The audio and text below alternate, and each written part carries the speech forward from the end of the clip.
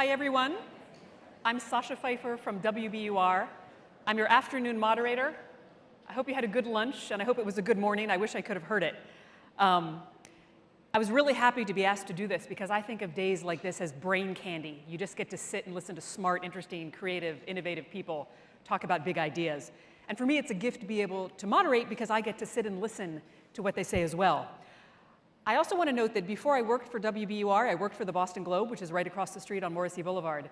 And whenever I could steal away during the day, I used to take a spin around UMass. It was a really beautiful walk, a good way to take a break. So I watched this campus center under construction, and this is my first time actually seeing inside the building, and I think it's gorgeous, and I'm really glad to see that they've taken advantage of that beautiful ocean view. In fact, someone told me they're going to be reorienting the road that goes around so that there'll be even more green and more park and more advantage of the natural beauty, so that's really great.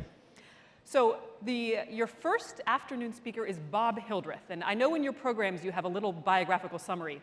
And I just want to note that I think there's a line that said Bob had a previous career in finance, and it notes that he had his own brokering company. But I just want to tell you that's an extreme shortcut of an extremely distinguished career. Bob worked at the IMF, he was at Citibank, he was at Drexel Burnham Lambert. And Bob's work, he's really been a very extremely socially conscious person throughout his life. The work that he's done in terms of helping students save money is letting students from places like Chelsea and Lynn and Boston graduate from high school with money in the bank for college. It's a really huge thing. I also want to note that many of you will remember that in 2007 there was a really publicized federal immigration raid on a factory in New Bedford. You probably remember this. A lot of media coverage, families taken apart, people deported. Bob posted $200,000 in bail money for many of those families, which was able to delay some of those deportations and help people get defense lawyers. So again, I think it speaks to, again, Bob's social consciousness. I also want to note that BUR, and I am particularly grateful to Bob, because Bob gave WBUR the largest single gift it's ever gotten from an individual. This is just about a year ago. He donated $1 million, and that money is earmarked for education coverage. So with that money, BUR will be boosting its education. It's going to help us develop a team of education journalists, including a dedicated full-time reporter covering education. It's a huge thing. Obviously, it's an important sector, and now we can dedicate someone to doing it rather than having to assign general reporters now and then. So I introduced Bob Hildreth. He'll be talking for a while, and then we'll talk a little bit more when he's done. Thanks very much.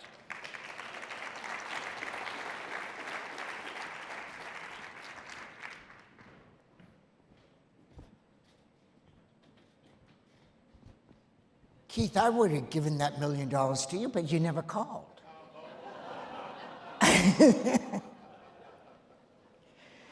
So I have a very high bar. I have to keep you awake after lunch, and I hope I do so. Here's the clicker. No. Wait a second. There we are. Financial aid that won't make you broke. It's a sad commentary that probably all of you immediately know what I'm talking about. And specifically, can low-income families save enough for college? I'm going to bring you back to the Great Depression. And I'm going to bring you back exactly to a summer day in 1936. Now, my grandfather, that's Grandpa Harold. He's in France as a World War I soldier. Yep. Anyway, he came down to the apple orchard in Westford, Massachusetts, and told my father, look, this breaks my heart, but we're just about broke. We no longer can support you going to college. You're going to have to leave. Well, my father wanted out of that apple orchard. He was a junior at Boston University. He was a journalism major, and he said to himself, well, I'm going to continue to go to get a college education. And he stayed in that apple orchard all summer long, and he was able to save $200. And that, ladies and gentlemen, was what tuition cost the whole year at BU in 1936. $200. You might be familiar that, like other colleges that are private four-year institutions, BU now costs over $60,000 for the same thing. Now, Dad was one of the lucky ones because the other young men in Westford, most of whom were immigrant, they were poor, they worked in the mills, and they didn't go to college. But this all changed after World War II because millions of white males, no matter what their economic standing, did go to college. And they, in turn, saved and sent their own children to college. Tuition was reasonable. It was still possible, 30 years after the Depression, to get a good summer job and pay for a lot of college. But this changed in 1965, when the Great Society opened the doors of college to everybody, and they did this with loans and grants. The problem was, here in the orange you can see are the loans, and the blue are the grants going forward in the recent period. The problem was that tuition, look at that, right in between, following that damn tuition line. Well, anyway, that tuition went up, fed by the loans and the grants. Nobody planned for this. Nobody wanted this. But diversity became intertwined with loans. And the very people who most supported diversity became the people who supported student loans because they feared, rightly so, that without student loans, diversity would crumble. So today, I'm going to pose to you, could savings change all this? Could a national program of college savings supplant or even replace student loans? Well, it looks bleak. It looks very, because you guys aren't very good savers. The Europeans beat us out every year. That's the orange line. Our savings rate is always behind the rest of the saving rate in developed countries. Why is this? Is it because, well, let me also add, if we look just at low income, surprisingly, 34% of low-income families actually do save for college.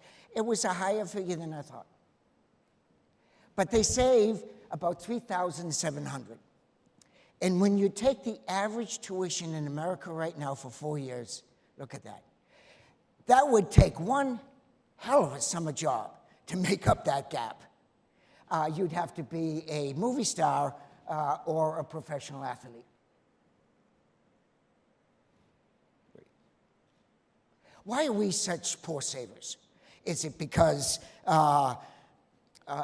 or in particular, why are low-income folks poor savers?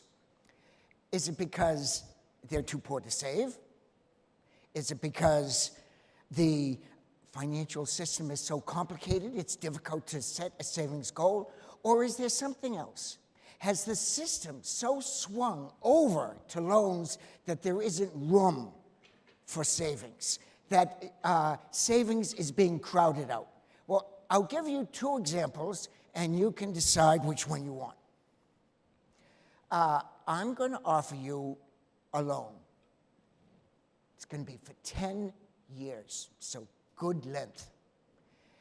I'm not going to charge you anything, interest or principal, for 4 years. I'm going to cut your interest rate in two. I'm not going to ask you any credit history at all. And after you start saving, I'm probably going to forgive some of it. There's that option, the loan, or here's another option.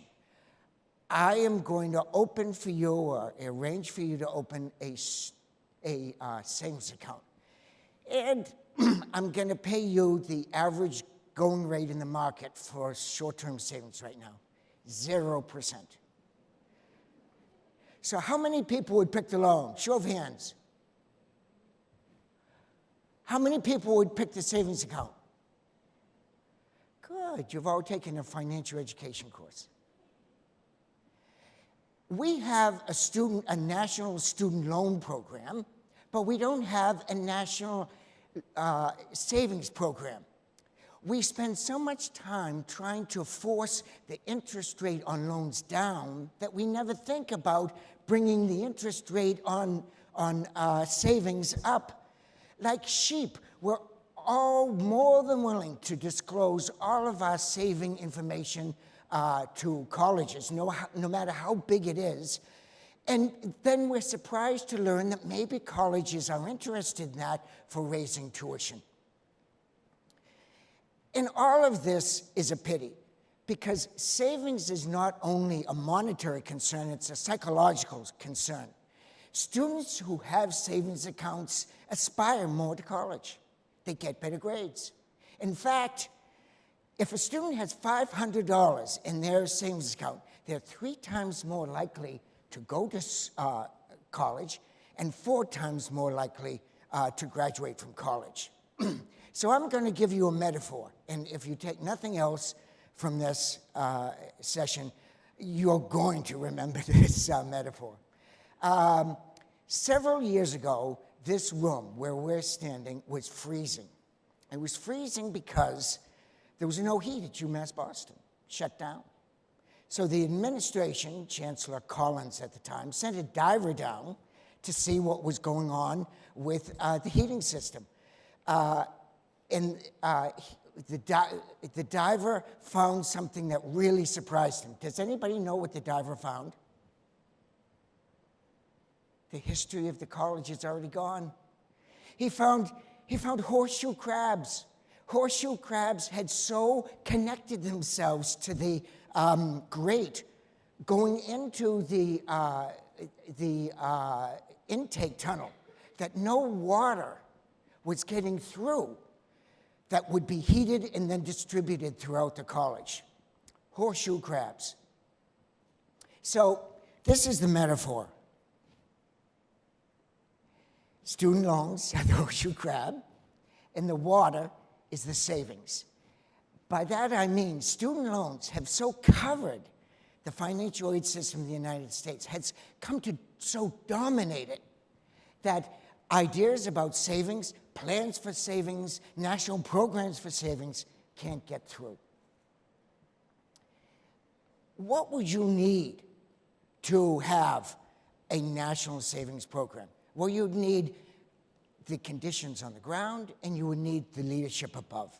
The conditions on the ground are, you would need 2 things, I think, common sense: motivation among families to save, and the money that they would need in order to save. Well, on motivation, things look pretty good.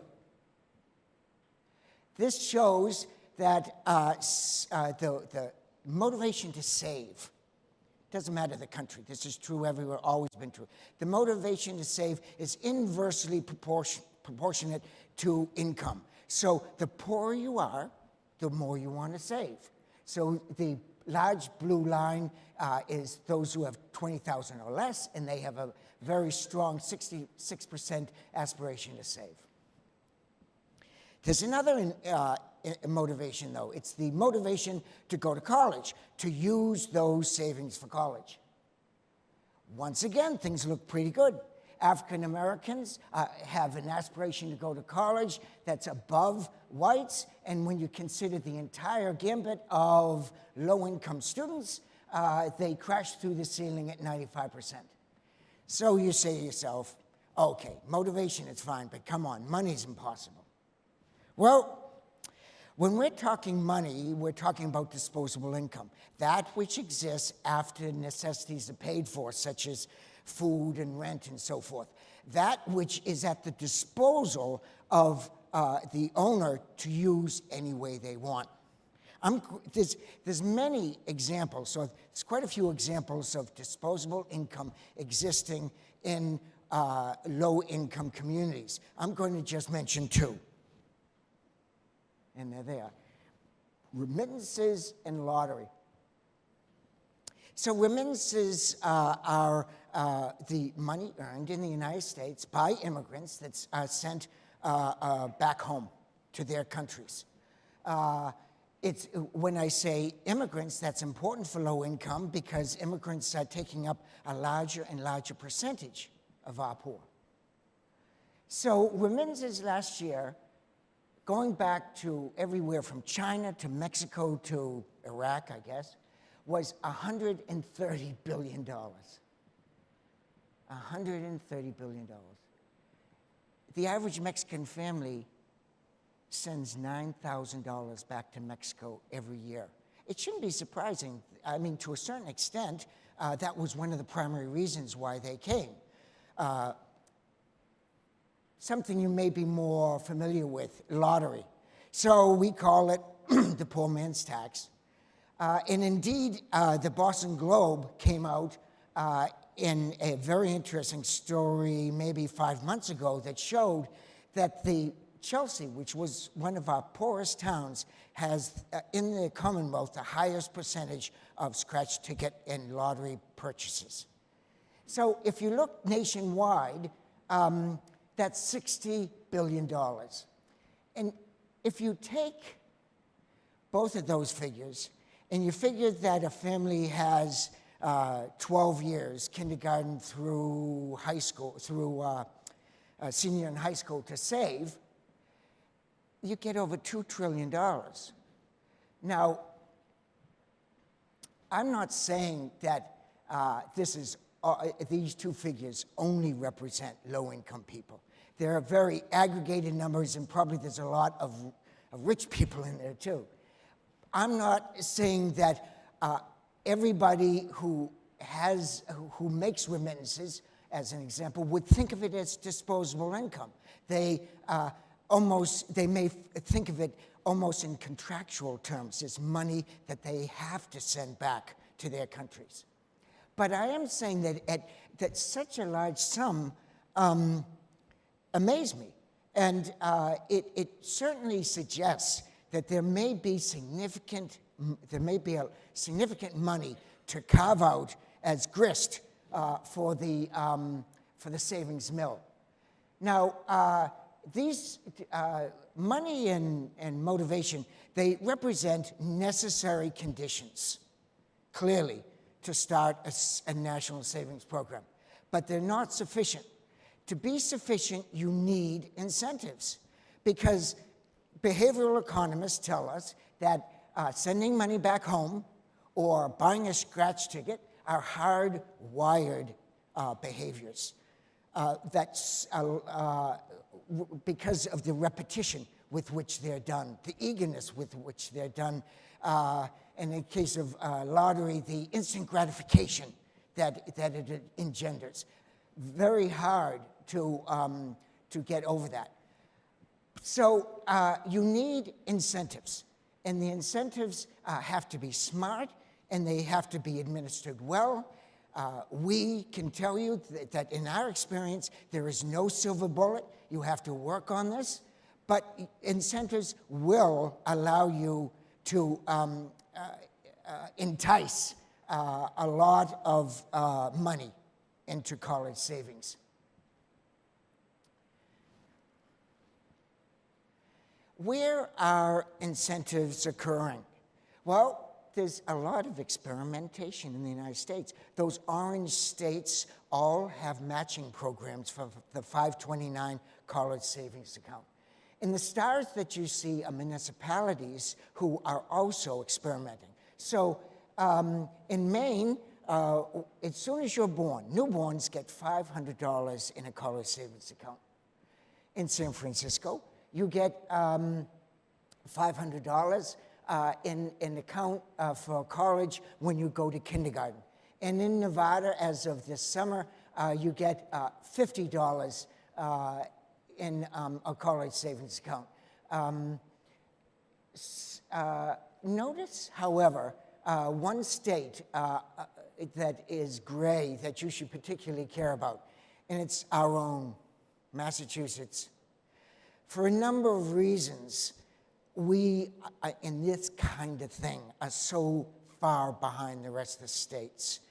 Keith can tell you that in terms of contribution to our public school system, our very fine public school system, I think we rate 46 as a state.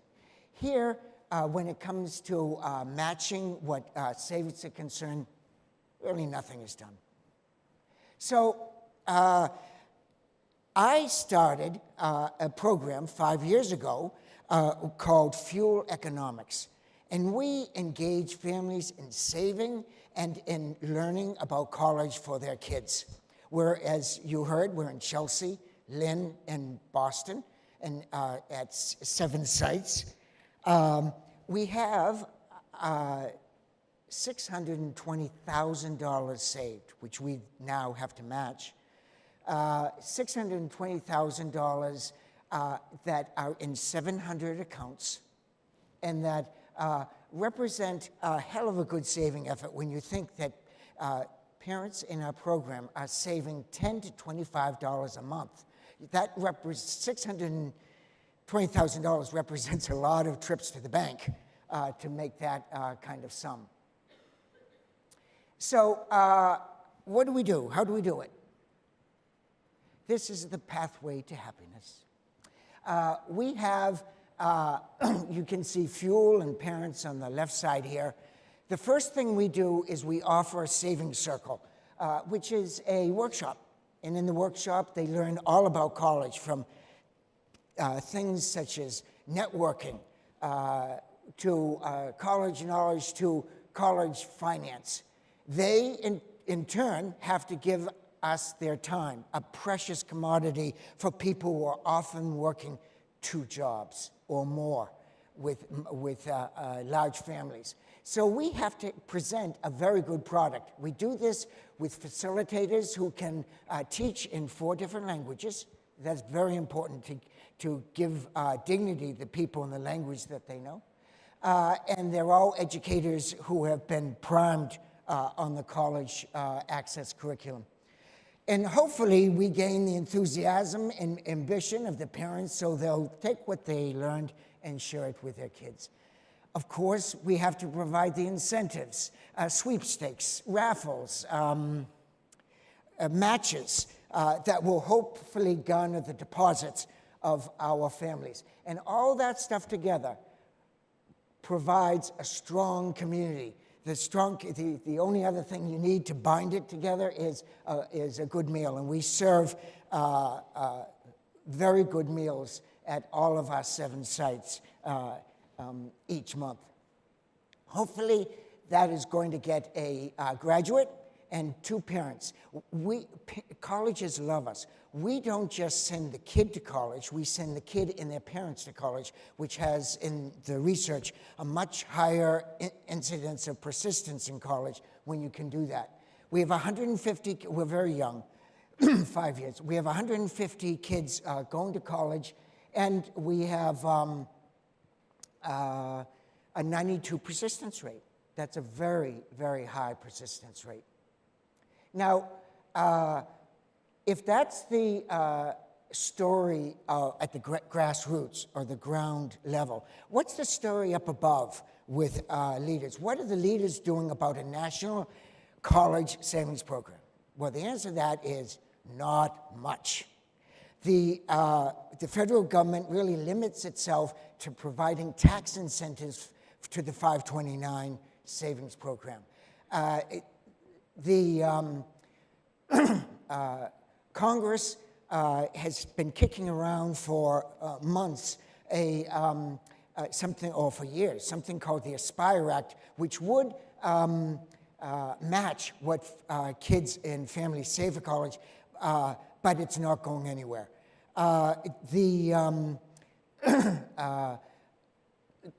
States are, as I showed you, experimenting with college incentives, but really they put very small amount of money in it. So if we're, against all of this pessimism, I have 2 words, and that is, "Oh, Canada." Oh, by the way, these are some of our, this is a collage of our families. The middle family, notice the parents are all there with the kids. The middle family is from Uganda. So Canada, you get a match of $10,000 ever since 1972, if you get the full complement of matches. In Canada, tuition is only $5,000 a year. So Canada's the exact opposite of the United States. In the United States, it's low incentives, high tuition. Canadians have responded. This answers your question if the low income will respond. 50% of low income families depend on the Canadian program as the main way that they finance college. In wrapping up, I want to say, I hope you agree with me, since there are quite a few of you that work for UMass Boston, I assume. This is a very important subject. Colleges need revenues, and this region in particular needs colleges. It's the second largest employer in the area. I'm just going to return you in closing to the horseshoe crab. Horseshoe crabs. You heard earlier today that the horseshoe crab's habitat is in danger. The population is going down. Wouldn't it be great if we could create a habitat for our children which would be safe for them to swim to college? Wouldn't it be great if we had a college saving system for ourselves, for our colleges, and for our students? Thank you very much.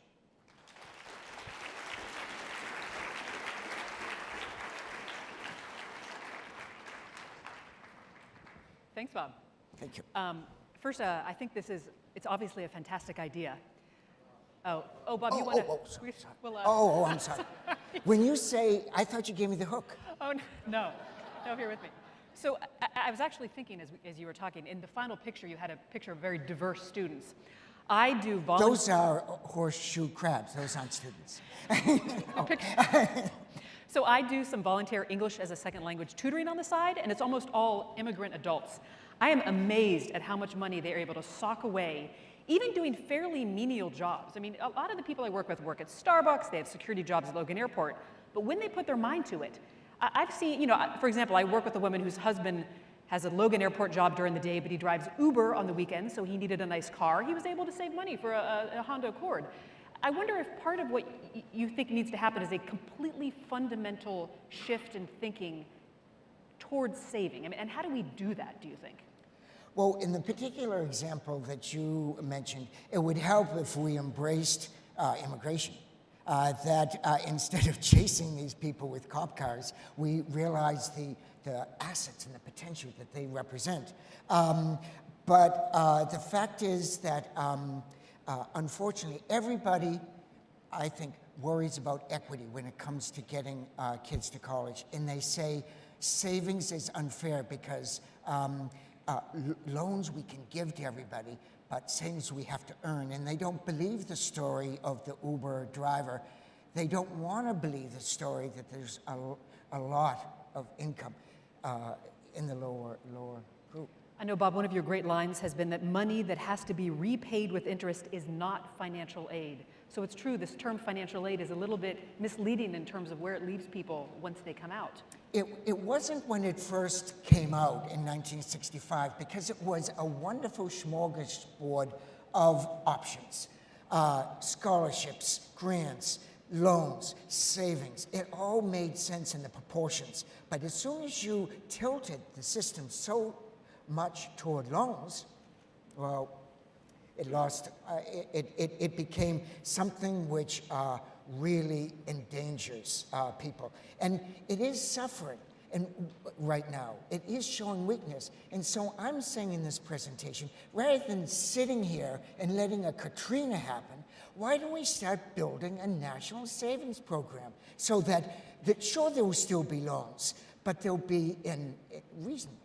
So given the cost of college, I'm wondering whether, and you addressed sort of how little, if anything, savings accounts earn in terms of interest. Can that money earn enough you're not talking so much about investing, but can the money earn enough or be invested aggressively enough, but also be safe enough so that it's not at risk? I'm wondering, even if it's successful, can it really provide enough money to pay for how much college costs today? I believe, no. So it has to be supplemented. Unless you go to the state system. I mean, we have 22 of our kids, I shouldn't say this, but we have 22 of our kids at Salem State right now because it's 7,500, and they have almost no loans. But it only makes sense. I'm not a person who's saying get rid of loans. I had this entire audience just about raise their hand and say they liked the terms of a student loan. There's a lot to be said for such nice terms of loans, but you can't load us up with $37,000 worth of student loans on average. I mean, it's just too much. So carve out something in the National Savings Program. Don't get rid of student loans, don't get rid of scholarships, but start focusing heavily on I'll tell you one thing which could be used helpful. Right now, until the end of the decade, the Congressional Budget Office assumes, or as projected, that there will be significant losses for every dollar of loan given out. In fact, $37 billion will be lost by you, the taxpayer, as a result of student loans. Wouldn't it be better if we moved that $37 billion into becoming matches for saving? That's because of loans that are defaulted on? Okay. So Bob, you were actually me think of my dad as you were talking. He went to Oberlin in the early 1960s. He was a really diligent saver. He had paper routes and mowed lawns. So that ended up disadvantaging him because college, when they figure out financial aid, factor in the savings that a student has. And I remember to this day, he sometimes talks about what he feels like was an injustice, which is that he had a roommate who showed up with a sports car, but had no money in the bank, but was able to get financial aid. Is there a risk of students being hurt because they have money in the bank when their financial aid is calculated? Absolutely. And this is something which I talked recently to a financial planner for wealthy individuals, and he said, nobody invests in the 529. The 529 saving information is given to colleges, and they all know about it. While the 529 protects what you can get in the Pell Grant and the Stafford loan from savings, it doesn't protect the college from saying, this guy has $100,000 in savings, while his tuition is just being raised $10,000. Of course, they do that every day. So you should create your own savings plan in its own saving vehicle, but know that we need a higher rate for college savings. I mean, if we're so willing to bring down the college loan rate, why can't we increase the college savings rate? And one last question. This is a bigger picture question going back to the cost of college. And we had a question from Twitter from the audience about this, which is that my mom put herself through college working at Filene's basement. Are savings the issue, or is rising tuition the bigger problem? So I wonder if you think without the cost of college no longer going up or going down, or at least staying where it is can we address the problem without addressing that piece of the problem? This is this is the nub of the problem. So just as you have, just as loans, as I said, increase in grants have increased college tuition, I've just told you that savings increase college tuition. So you need to have a national compact with colleges. This is not so hard. Colleges owe their soul to the company store. That is to say, they get most of their money from the federal government. And the federal government already burdens them with an incredible amount of rules and forms that they have to fill out. If the government said tuition won't rise next year, it won't rise, whether it's a private or a public school. Bob Hildreth, thank you very much. Okay. Thank you.